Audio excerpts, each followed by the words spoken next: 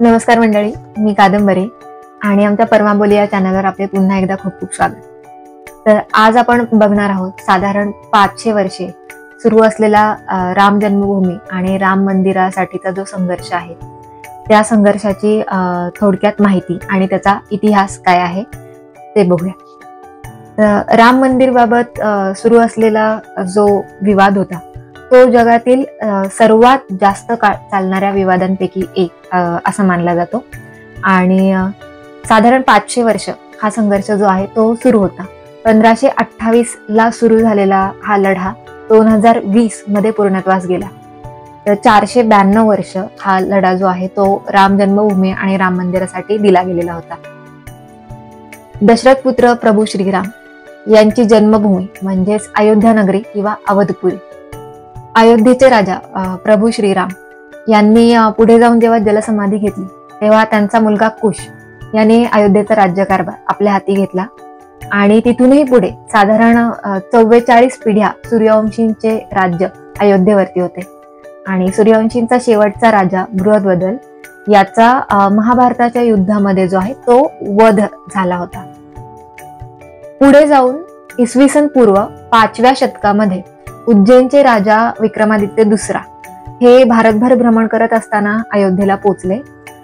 त्यावेळी त्यांनी पहिल्यांदा अयोध्येमध्ये राम जन्मभूमीवरती भव्य अशा राम मंदिराची उभारणी केली होती आणि त्याच्या पुढच्या कालखंडामध्ये वेळोवेळी जे कोणी राजा झाले त्यावेळी त्यांनी हे मंदिर सुस्थितीत ठेवले होते. पुढे इसवी सन 1526 मध्ये मोहम्मद बाबर हा भारतामध्ये आला आणि भारतभर भ्रमण करत असताना 2 वर्षांनी म्हणजे 1528 मध्ये बाबर जो आहे तो अयोध्येत पोहोचला. तेव्हा 1528 ते 1529 या काळामध्ये मोहम्मद बाबरने मंदिर पाडून तेथे मस्जिदीचं निर्माण केलं असं सांगितलं जातं. आणि त्यावेळी मुघल प्रशासक जे होते ते बरेच मोठे होते, त्याच्यामुळे तेव्हा आंदोलन खूप मोठ्या प्रमाणावर करण्यात आलं नाही. पण साधारण 150 वर्षांच्या कालखंडानंतर जेव्हा मुघल सत्ता मोडकळीस आली होती तेव्हा इसवी सन 1700 मध्ये पहिल्यांदा जन आंदोलन केलं गेलं किंवा राम मंदिरासाठी जो आहे तो आवाज उठवला गेला. तेव्हा इसवी सन 1717 मध्ये जयपूरचे राजा जयसिंग द्वितीय यांनी मस्जिदी बाहेर एक चबुतरा बांधला आणि त्या चबुतराला राम चबुतरा असे नामकरण त्यांनी केलं. पुढे जाऊन इसवी सन 1800 मध्ये इंग्रज भारतात आले आणि 1838 ला इंग्रजांनी एक सर्वे केला होता. त्याच्यामध्ये त्यांनी असं नमूद केलेलं आहे की मस्जिदीचे खांब जे आहेत ते खरं तर एका मंदिराच्या खांबाप्रमाणे आहेत आणि याच सर्वेचा प्रभाव म्हणून की काय 1853 मध्ये अवधमधील नवाब वाजिद शाह यांनी असा दावा केला की नाही, ही मस्जिद ही पहिल्यापासूनच इथेच आहे, ही कुठल्याही मंदिराच्या जागेवर वगैरे बांधली गेलेली नाही.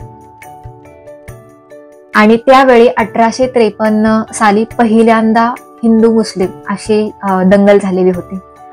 पुढे आपल्या सर्वांना माहितीच आहे 1857चा उठाव झाला होता आणि इंग्रज प्रशासकांना त्यावेळी कुठल्याही धर्माचं राजकारण म्हणा किंवा कुठलंही धर्मयुद्ध नको होतं, म्हणून त्यांनी काय केलं तर मस्जिद आणि चबुतरा याच्यामध्ये एक दुभाजक टाकला आणि दोघांना वेगवेगळं केलं.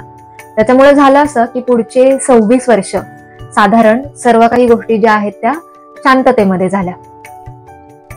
आणि त्याच्यानंतर अगदी 1885 ला निर्मोही आखाड्याचे जे महंत आहेत रघुवीर दास त्यांनी सगळ्यात पहिल्यांदा कोर्टामध्ये राम मंदिराबाबत जी आहे ती सुनावणीसाठी अपील केलं होतं.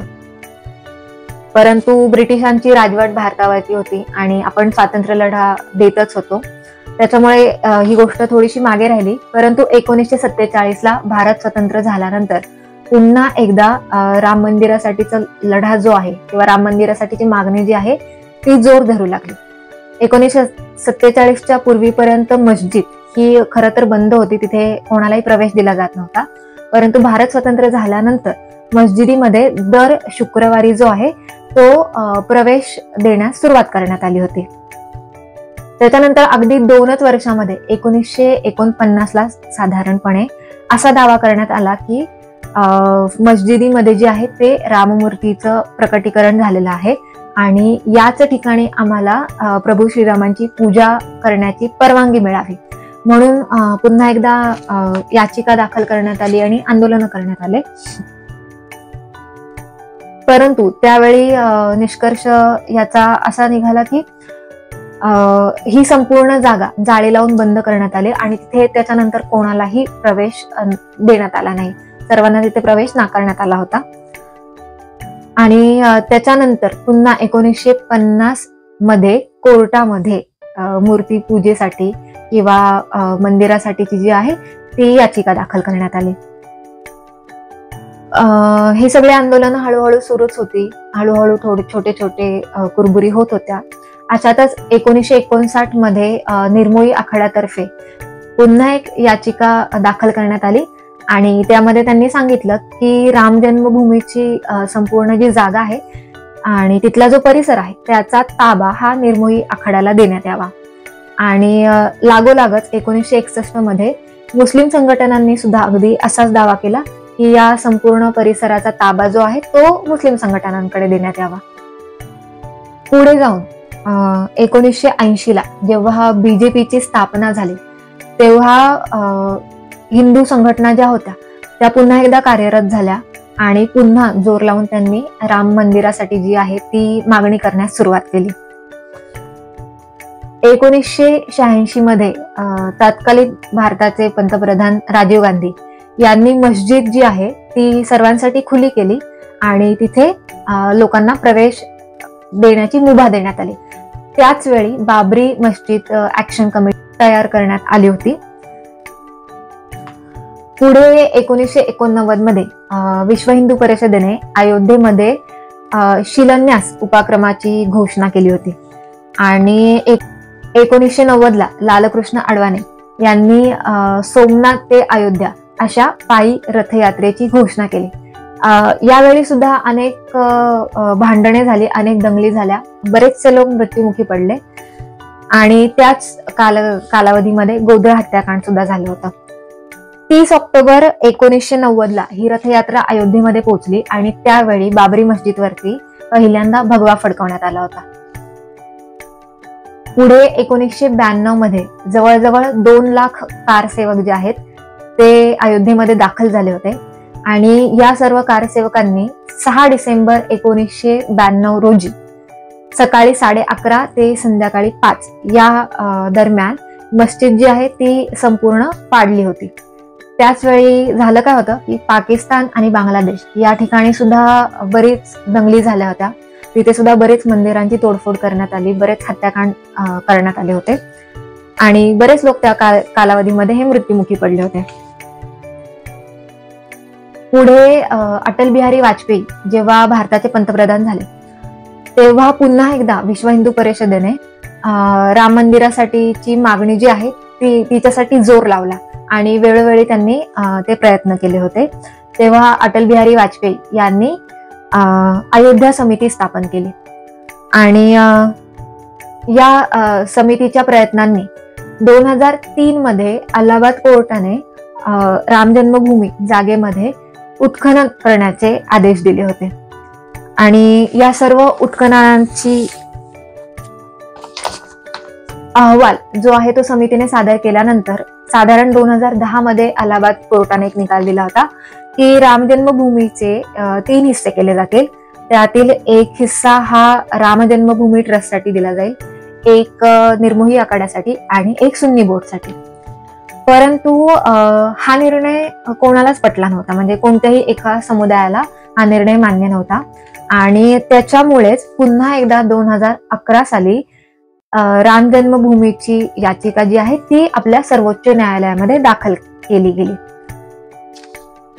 2011 पासून या याचिकेवर पुन्हा सुनावणी होतच होती आणि 2017 ला जी सुनावणी झाली त्याच्यामध्ये न्यायालयाने एक 5 जजेसची बेंचची स्थापना केली आणि सर्व जे काही पुरावे मिळाले होते, जे काही अहवाल होते त्याचा अभ्यास करून त्याच्यानंतर या 5 जजेसच्या बेंचने 2019 मध्ये एक महत्वपूर्ण निर्णय दिला. 9 नोव्हेंबर 2019 ला असा निर्णय देण्यात आला ही संपूर्ण जागा जी आहे ही राम जन्मभूमी ट्रस्टलाच देण्यात यावी आणि त्या जागेवरती राम मंदिर बांधण्याची परवानगी सुद्धा मिळालेली होती. पुढे जाऊन लगेचच 5 फेब्रुवारी 2020 रोजी राम मंदिर ट्रस्टची स्थापना करण्यात आली आणि 5 ऑगस्ट 2020 रोजी या ठिकाणी भूमिपूजन करण्यात आले.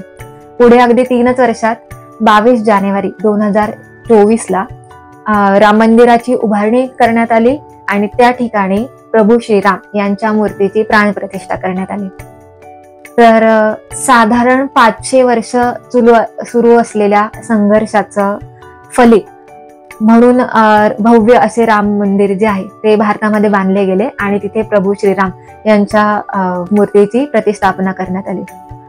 तर मित्रांनो, ही होती संपूर्ण राम मंदिर इतिहासाची अगदी थोडक्यात माहिती. तर तुम्हाला जर ही माहिती आवडली असेल तर हा व्हिडिओ नक्की जास्तीत जास्त जणांपर्यंत शेअर करा. नमस्कार.